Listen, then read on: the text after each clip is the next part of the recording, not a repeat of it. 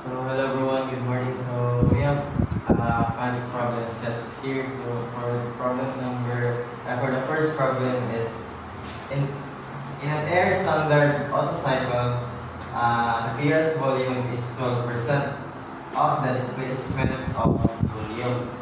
What is the thermal efficiency? So we have the choices here. So A is equals to 57%, B is 59%, C is 58%, and D is 60%. So for the solution, so we have the formula, we have the equation of V2 is equals to 0.12 VD. So natin the formula sa R K is equals to V2 over V1 over V2. And then V1 na to is equal siya sa V2 plus VD.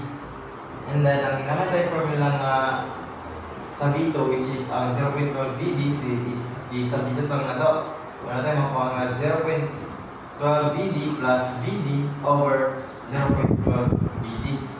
And then para makuha na to ang V2, i-calculate na lang siya. So for 0.12 VD plus VD, we have 1.12, and then makancel naman ang VD. So natin makuha ang V2 which is 9.33. And then for the formula sa efficiency, we have efficiency is equals to bracket of 1 minus 1 over RK raised to K minus 1 times 100.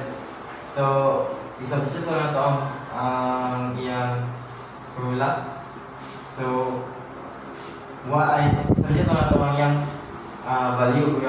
So 1 minus 1 over 9.33 raised to 0.4 times 100. So ang atong K dire is natay value sa K na 1.4. So i-calculate na natin siya. So makakuha tayo 59.08%, which is the term